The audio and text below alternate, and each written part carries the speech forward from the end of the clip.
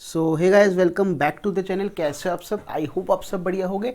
और आपसे वादा किया था, क्या वादा किया था कि ये जेके बॉस के बिजनेस स्टडीज़ के क्लास 11th के इंपॉर्टेंट क्वेश्चन आपको मैं बताऊंगा सैटरडे को। और आज सैटरडे आ गया और देखो वादा मैंने पूरा किया।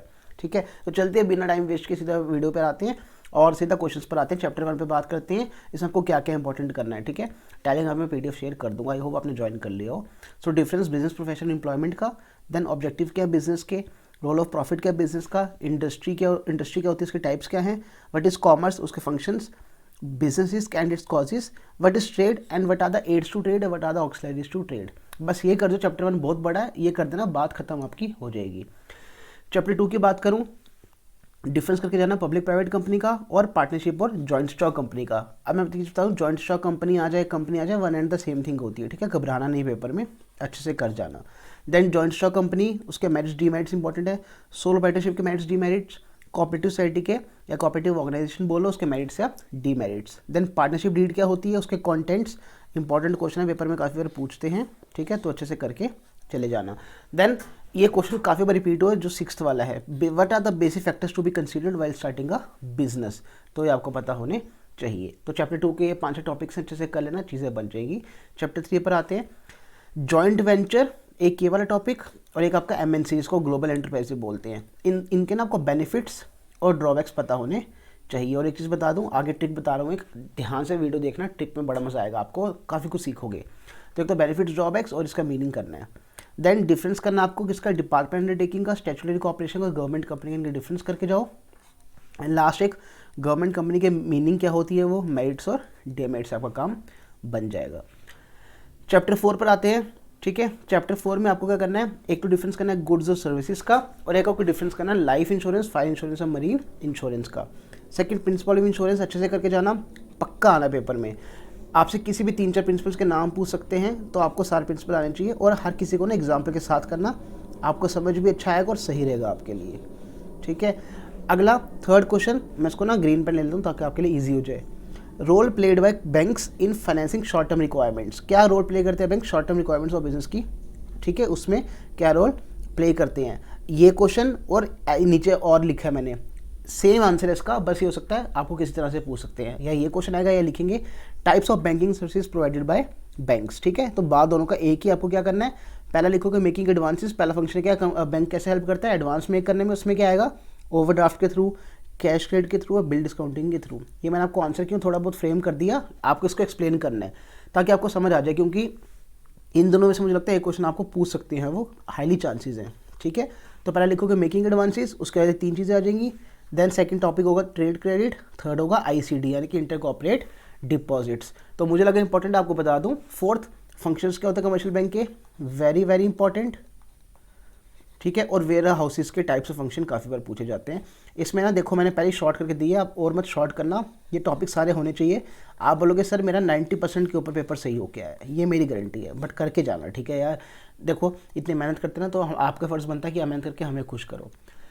चैप्टर 5 पे आते हैं, ई बिजनेस और ट्रेडिशनल बिजनेस का डिफरेंस, आउटसोर्सिंग क्या होती है और आउटसोर्सिंग का एक और नाम क्या होता है, बीपीओ भी पूछते हैं, वो एक ही बात है, उसका एडवांटेज आपको आने चाहिए। क्या फ़ायदे क्या नुकसान है ई बिजनेस के, एंड कौन कौन से रिसोर्सेज चाहिए होते हैं अगर हमें ई बिजनेस की इम्प्लीमेंटेशन करनी है। ठीक है जी, हाँ जी सर। द नेक्स्ट पे आते हैं, चैप्टर नंबर 6 पे 3 टॉपिक करने हैं। पहला है social responsibility of business towards different interest groups. अब इसमें इंटरेस्ट ग्रुप्स क्या आते हैं, कंज्यूमर, इन्वेस्टर्स, सोसाइटी, तो ना 4-4, 5-5 लाइन्स ही हैं, तो उसको अच्छे से करके जाना हर किसी कैटेगरी की। ठीक है, पूछेंगे पेपर में। देन बिजनेस एथिक्स और उसके एलिमेंट्स बता दो। Social responsibility, case and argument, case का मतलब हुआ क्या क्या चीज़ें इसको फेवर करती हैं कि हमें सोशल रिस्पॉन्सिबिलिटी करनी चाहिए, हमें मतलब बिजनेस को, और क्या इसके आर्गूमेंट जो है उसके अगेंस्ट पड़ते हैं कि सोशल रिस्पॉन्सिबिलिटी बिजनेस को क्यों नहीं करनी चाहिए। बस ये कर लोगे आपका काम बन जाएगा। देखो यार कितना छोटा छोटा बता रहा हूँ, तो आपका फर्ज बनता है ना वीडियो को लाइक करना, चैनल को शेयर करना। चैप्टर 7 पे आते हैं, stages in formation of a company, आपकी 4 स्टेजेस हैं, वो करनी है, टिक भी आपको बतानी है मैंने अभी। ठीक है, डिफरेंस क्या है एमओए और एओए का, प्रोस्पेक्टस क्या होता है, उसके कंटेंट्स बताने हैं, what is promotion of a company, और कौन कौन से स्टेप्स इन्वॉल्व हैं प्रमोशन ऑफ अ कंपनी के, ये पता होना चाहिए। एमओए क्या होता है, ठीक है, और उसके कंटेंट्स जिसको हम क्लॉजेज बोलते हैं, जिसमें नेम क्लॉज, लोकेशन क्लॉज, ठीक है, वो सब कुछ, रजिस्टर्ड ऑफिस क्लॉज, ये सब कुछ आता है। चैप्टर 8 पर आते हैं, पहला आना चाहिए आपको डिफरेंसेस किसके, शेयर्स डिवेंचर के, इक्विटी प्रेफरेंस शेयर्स के, और owner's fund of borrowed funds के बीच में। अब मैं आपको एक इंटरेस्टिंग चीज़ बताता हूँ, आपको बड़ा मज़ा आएगा बताने में, सीखने में, ठीक है, जो ट्रिक है। सपोज देखो, ओनर्स फंड और मैंने बताया डिफरेंस करना आपको बोरोड फंड का। ध्यान से मानना चीज़, आपको ओनर्स फंड और बोरोड फंड का डिफरेंस करना है, ठीक है। अब पेपर में ना कभी भी इसके फीचर्स आते हैं, तो आप डिफरेंस इतने अच्छे से करो ताकि आपके फीचर्स उसके अंदर कवर हो जाए। जब भी आता है ना किसी चीज़ के फीचर्स, अगर आपको उसका डिफरेंस आता है तो बेटा डिफरेंस में जितने आपको डिफरेंस आते हैं ना वो सारे टेप दो, आपका फीचर्स बन गया। दूसरी चीज़ मैंने ऊपर लिखा इक्विटी और प्रेफरेंस शेयर्स का डिफरेंस बताओ। देखो ओनर्स फंड के अंदर ना आपका इक्विटी शेयर्स भी आते हैं, और जो ये कहते हैं बोरो फंड उसके अंदर डिबेंचर्स आते हैं हमारे, राइट। हाँ जी सर, ये हमें पता है। तो मुझे बताओ क्या इक्विटी शेयर्स के और ओनर्स फंड के जो फीचर्स होंगे क्या वो सेम नहीं होंगे? हाँ जी सर, होंगे सेम। तो पेपर में क्या होता है, आपको ना कभी कभी इक्विटी शेयर्स पूछते हैं और बोलते हैं उसके फीचर्स बताओ, ठीक है। कभी पूछेंगे डिबेंचर्स क्या होता है, उसके फीचर्स बताओ। तो मुझे बताओ अगर आपने दो चीज़ें की होंगी, क्या अगर आपने इक्विटी एंड प्रेफरेंस शेयर्स का डिफरेंस किया होगा तो इक्विटी शेयर के जितने फीचर हैं वो आप टेप दोगे यहाँ पर? हाँ जी सर, टेप देंगे। एक चीज़ और, अगर हम डिबेंचर्स, अगर आपने बोर्ड फंड्स किए होंगे, ठीक है, आपको बोर्ड फंड आता होगा, उसके फीचर्स भी आते होंगे। लेटर से आपको डिबेंचर्स के फीचर्स नहीं आते, नहीं भी आते, स्टिल आप बोरोड फंड के जितने फीचर्स हैं सारे उठा के डिबेंचर्स में डाल दो, सेम टू सेम ही है, कुछ फर्क नहीं आएगा। बोरोड फंड का ही पार्ट है डिबेंचर्स का, बोरोड फंड में ही डिबेंचर्स आते हैं। तो अगर बोरोड फंड के फीचर्स होंगे क्या वो डिबेंचर को मैच करेंगे या नहीं करेंगे? बिल्कुल करेंगे। तो ये ऐसी ट्रिक्स होती हैं जो आपको पता होनी चाहिए, क्या कि अगर आप एक चीज़ को कर रहे हो, अगर मैं शेयर्स पढ़ रहा हूँ और मैं डिबेंचर्स कर रहा हूँ और मुझे बोरोड फंड की चीज़ें भूल गई तो मैं डिबेंचर की फीचर्स डाल दूंगा। अगर मुझे इक्विटी ओनर्स फंड का कुछ भूल गया मैं यहाँ पे डाल दूंगा। तो ये चीज़ें आपको हेल्प करती हैं, राइट। एक चीज़ मैं आपको और बता दूं, देखो किसी भी चीज़ के अगर आपको, जैसे मैं जस्ट एग्जांपल ले लेता हूँ, सोल प्रोप्राइटरशिप, ठीक है, इसका मैं आपको बोलूँ फीचर्स एडवांटेज करो एंड डिसएडवांटेज करो। तो आपको एक चीज़ समझनी है, फीचर्स को मारो गोली, आपसे एडवांटेज डिसएडवांटेज करो। एडवांटेज क्या होते हैं? फ़ायदे, ठीक है। डिसएडवांटेज क्या है? नुकसान। तो मुझे बताओ फीचर्स का मतलब क्या होता है? फीचर मतलब होता है किसी चीज़ के बारे में विशेषताएं, उसकी कैरेक्टरिस्टिक्स। अब चीज़ें वो फ़ायदे वाली भी हो सकती हैं और डिसएडवांटेज भी हो सकती हैं। तो हमेशा जब आप लर्न करते हो ना तो आप सिर्फ एडवांटेज डिसएडवांटेज लर्न किया करो, और जब फीचर पूछते हैं ना तो इन दोनों को ही आप ऐड करो, एडवांटेज को, डिसएडवांटेज को, और फीचर के अंदर लिख दो। तो आपको फीचर अलग से लर्न नहीं करने पड़ेंगे। आई होप चीज़ें क्लियर हो गई होंगी, ठीक है। नेक्स्ट पर आते हैं, और अगर मज़ा आना प्लीज़ बता देना, मैं फिर से रिपीट कर दूँ, फीचर्स करने की ज़रूरत नहीं होती है, ठीक है। आप सीधा एडवांटेज किसी चीज़ की लर्न करो, डिसएडवांटेज लर्न करो, और जब फीचर्स आएंगे ना तो इन दोनों को टेप देना फीचर्स के अंदर, आपके पूरे मार्क्स मिलेंगे। मार्क्स आपके कोई कट ही नहीं कर सकता, बिकॉज फीचर जो है एडवांटेज डिसएडवांटेज से ही बनता है। क्लियर? हाँ जी सर। चलिए आगे, ADR, GDR और IDR ये भी आपको करना है। इसको मैंने लिखा है 3 और 4, मतलब आपको सिर्फ 3 से 4 मार्क्स के हिसाब से इसको पढ़ना है। ADR क्या होता है, GDR क्या होता है और IDR क्या होता है। Then retained earnings and public deposits. अब देखो सेम टेक्निक, रिटेन्ड अर्निंग्स आपको पता होनी चाहिए क्या होती हैं, और आपको अगर आप पढ़ोगे पता चलेगा आपको ये ओनर्स फंड का ही हिस्सा होता है। तो बेटा मुझे बताओ अगर ओनर फंड का हिस्सा होता है तो ओनर्स फंड के जो एक दो फीचर्स हैं वो तो घुसा सकते हो ना लेंथ बढ़ाने के लिए, बिल्कुल घुसा सकते हैं। अब पब्लिक डिपॉजिट्स है वो बोरो फंड का हिस्सा होता है। तो अगर आपको लेंथ बढ़ानी है, आप पब्लिक डिपॉजिट्स में 3-4 आपको सपोज फीचर्स आते हैं, आप क्या करो 2-3 फीचर उठाओ बोरो फंड से, वो टेप दो, तो बेटा अपने आप आपकी लेंथ बढ़ गई और आपके मार्क्स को कोई नहीं रोक सकता, ठीक है ना। 6 मार्क्स का है तो 6 के 6 मार्क्स आपको मिलने ही मिलने हैं, जो मर्जी हो जाए। तो ऐसी चीज़ों को करना होता है, राइट। अपने बच्चों को भी ये समझाता हूँ मैं, जो यहाँ आते हैं ट्यूटोरियल में उनको भी ये समझाता हूँ। देन चैप्टर 9 पर आते हैं, 3 टॉपिक्स करने हैं। स्मॉल बिजनेस, उसका क्या मीनिंग है, उसका क्या रोल है, प्रॉब्लम्स क्या आती है स्मॉल स्केल इंडस्ट्रीज़ में, और गवर्नमेंट की क्या इंसेंटिव्स है, क्या असिस्टेंस है स्मॉल स्केल इंडस्ट्रीज़ के लिए। देन नेक्स्ट चैप्टर 10 पर आते हैं, डिफरेंस करना है डिपार्टमेंटल चेन स्टोर का, होलसेल और रिटेलर का। देन क्या क्या फीचर्स होते हैं होलसेल ट्रेड के, रिटेल ट्रेड के, कौन कौन सी सर्विस प्रोवाइड करते हैं होलसेलर्स रिटेलर्स को, ठीक है। सर्विसेज रेंडर्ड या प्रोवाइडेड एक की बात होती है by wholesalers to retailers, and second services provided by wholesalers to manufacturers, ये अच्छे से करके जाना है। Then different types of internet retailers क्या होते हैं, departmental store, mail order retailing, इसके बेनिफिट्स एंड ड्रॉबैक्स कर लो। तो अगर फीचर्स आ जाएंगे क्या करोगे, इनको ही आप लिख दोगे, ठीक है ना।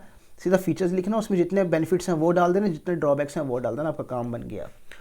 वेरी वेरी इंपॉर्टेंट क्वेश्चन 6 के आगे मैं स्टार मार्क कर रहा हूँ, इसको किसी तरह से छोड़ना नहीं है, छोड़ना किसी को भी नहीं है, बट इसको ध्यान से। Role of chamber of commerce and industry in promotion of foreign trade, question बड़ी बार पूछते हैं, ठीक है जी। हाँ जी, लास्ट पर आते हैं चैप्टर नंबर 11 पर, डिफरेंस आना चाहिए आपको इंटरनल ट्रेड और एक्सटर्नल ट्रेड का। अब कंफ्यूज कैसे करते हैं पेपर वाले, इंटरनल ट्रेड की जगह लिख देंगे डोमेस्टिक बिजनेस, एक्सटर्नल ट्रेड की जगह लिख देंगे इंटरनेशनल बिजनेस। अरे बात तो एक ही है ना, तो कुछ भी आएगा आपको पता होना चाहिए डिफरेंस के बाद कर रहा है। देन क्या एडवांटेजेस है, क्या प्रॉब्लम्स होती है इंटरनेशनल बिजनेस में। देन थर्ड, IMF क्या होता है, वर्ल्ड बैंक, WTO, इसको आपको डेफिनेशन पता होनी चाहिए कि क्या है ये, और इनके ऑब्जेक्टिव्स या फंक्शन में से एक चीज़ आनी चाहिए। क्यों? अगर तो आपको फंक्शंस आते होंगे तो बेटा आप उसी को ऑब्जेक्टिव्स बना लेना, अगर आपको ऑब्जेक्टिव्स आते होंगे उसी को आप फंक्शंस बना लेना, कोई दिक्कत नहीं आएगी, सेम ही है इनके फंक्शंस और वो, ठीक है। तो आपका काम भी बन गया, और ये अच्छे से करके जाना, इनमें से एक चीज़ पूछेंगे वो। Then explain the following documents, ये डॉक्यूमेंट्स आपको पता होने चाहिए। लेटर ऑफ क्रेडिट क्या होता है, क्लियर। देन मेड रिसिप्ट्स क्या होता है, बिल ऑफ लीडिंग क्या होता है, बिल ऑफ एक्सचेंज क्या होता है, सर्टिफिकेट ऑफ ओरिजिन क्या होता है, IC नंबर क्या होता है, और कमर्शियल इनवॉइस क्या होता है। आई होप आपको पता होगा। देन नेक्स्ट, आपको जाने से पहले एक चीज़ बोल दूं, हमारा न्यू बैच शुरू हो रहा है क्लास 12th का, ठीक है, JK बोस का। अप्रैल में शुरू हो गए बैच। हमारा एम क्या है कि बच्चों के मोर देन 90% मार्क्स हैं, और हम क्या सब्जेक्ट्स ऑफर करते हैं, अकाउंटेंसी, इकोनॉमिक्स और बिजनेस स्टडीज़। आप 3 भी पढ़ सकते हो, आप कोई एक भी पढ़ सकते हो चाहो तो, ठीक है। तो अगर आप इंटरेस्टेड हो बता देना। हम कहाँ पढ़ाते हैं वो बता दो, बख्शनगर जम्मू में हम पढ़ाते हैं। तो अगर आप जम्मू से हो तो आप ज्वाइन कर सकते हो।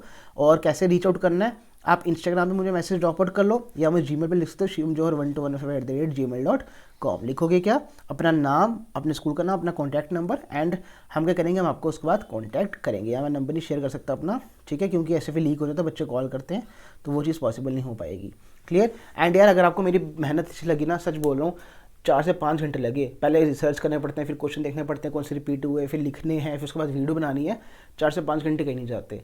आज कम से कम 4 से 5 घंटे लगे हैं। तो प्लीज़ एफर्ट को आप ना अप्रिशिएट कर सकते हो, वीडियो को लाइक करके, कमेंट करके, और वीडियो को शेयर करके। सब्सक्राइब तो मैं मांग के चल रहा हूँ आपने किया ही होगा, ठीक है, क्योंकि आप ये चीज़ करते हो मोटिवेशन मिलती है, और आगे हम और वीडियोज़ ऐसे लेके आएंगे।